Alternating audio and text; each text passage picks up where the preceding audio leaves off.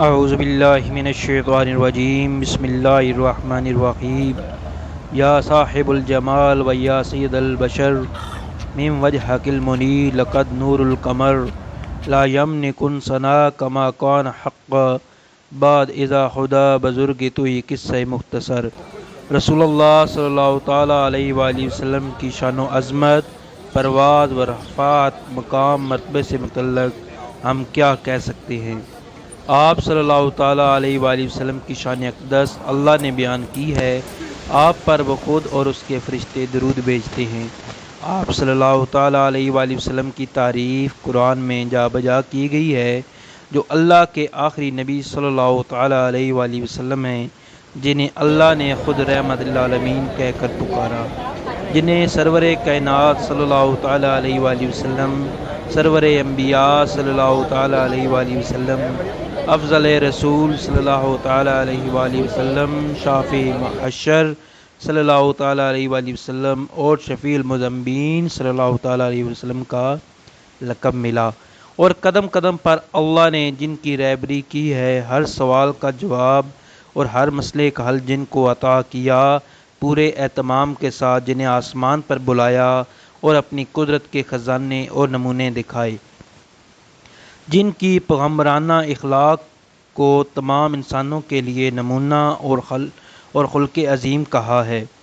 جن کی اطاعت، جن کے حکم کی بجا آوری کا اور جن کی دی ہوئی چیز کو بلا چوں و چرا قبول کرنے کا حکم دیا ہے۔ ان کی شان و عظمت ہم کیا بیان کر سکتے ہیں، ان کی تعریف کے لیے ہمارے پاس الفاظ کہاں ہیں۔ برحال یہ سورج انسانی تاریخ کی تاریک ترین دور میں قدیم جزیرہ عرب جیسے جیلی سماج میں پیدا ہوئے، جہاں کے مکین خانہ بدوشی کی زندگی بسر کر رہے تھے،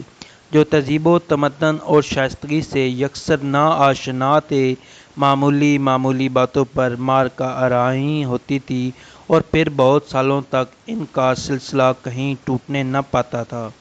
قتل و غارت، ماردار، لوٹ کسوٹ ان کی رگوں پہ میں خون کی طرح سرایت کر چکی تھی۔ وہ وحدت و یگانت کے دشمن، حکومت و تنظیم سے بالکل ناواقف، علم و ہنر سے یکسر کورے تھے۔ بدکاری، قماربازی اور شراب خوری یعنی ہر برائی ان میں موجود تھی۔ ایسے مایوس کن ماحول اور ایسی ڈرونی فضا میں اللہ تعالیٰ نے حضرت محمد مصطفیٰ صلی اللہ تعالیٰ علیہ وآلہ وسلم کو منصب نبوت پر مبعوث فرمایا، توحید اور اخوت و مساوات کی طرف دعوت دی اور انہیں آزادی فکر و عمل سے بہرہ مند کیا، علم و معرفت اور تہذیب و تمدن سے آشنا کیا، انہیں اتحاد، تنظیم اور وحدت کی لڑائی میں پروا دیا۔ اس مختصر مقالے میں حضور صلی اللہ تعالیٰ علیہ وآلہ وسلم کی اعلیٰ شخصیت کے گوناگو پہلو میں سے ایک پہلو یعنی حضرت محمد مصطفیٰ صلی اللہ تعالیٰ علیہ وآلہ وسلم بحیثیت سماجی مسئلہ اعظم پر قدر تفصیل سے روشنی ڈالنے کی جسارت کروں گا۔ حضور صلی اللہ تعالیٰ علیہ وآلہ وسلم کا عدل و انصاف ہر زمان و مقام میں عالم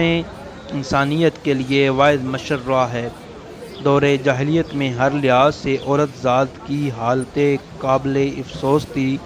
اور ہر جگہ صنف نازک کے ساتھ ظلم و ناانصافی روا رکھی گئی تھی۔ انہیں نہ صرف مردوں سے کم تر کہا جاتا تھا بلکہ جانوروں سے بھی بدتر شے سمجھا جاتا تھا۔ چنانچہ کہیں عورت کو لونڈی کے روپ میں رکھا جاتا اور کہیں مالی مویشی کی طرح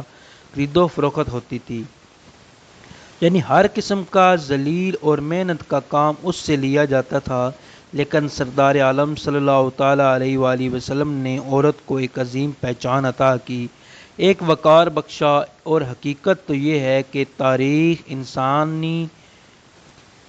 میں حضور صلی اللہ تعالیٰ علیہ وآلہ وسلم ایک ایسی واحد ہستی ہیں جنہوں نے عورت کو مرد ذات کے ہم پالہ کھڑا کر دیا، اور اسلام نے افراط و تفریط سے دامن بچاتے ہوئے حقوق و فرائض کے ناطے سے قانون فطرت کے عین مطابق روحانی طور پر عورت کو مردوں کے مساوی کر دیا، عورت اگر بیوی ہے تو شوہر پر اس کے حقوق ہیں، اگر بیٹی ہے تو باپ پر، ماں ہے تو بیٹے پر،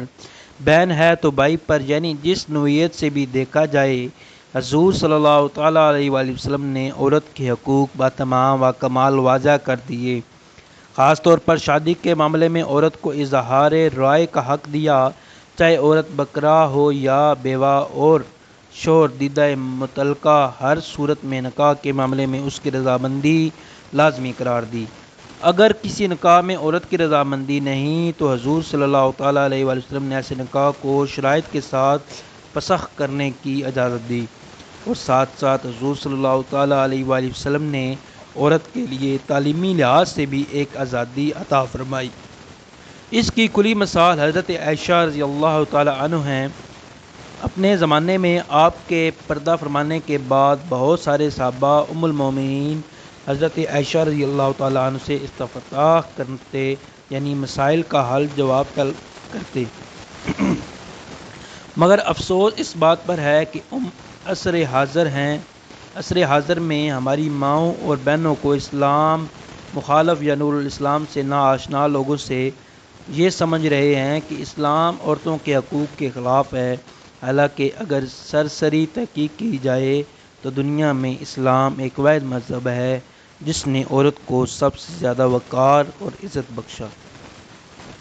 محمد صلی اللہ تعالیٰ علیہ وآلہ وسلم نے عورتوں کے حقوق کی ایسی حفاظت کی کہ اس سے پہلے کسی نے نہ کی تھی۔ ایسی قانونی ہستی قائم ہوئی جس کی بدولت وہ مال اور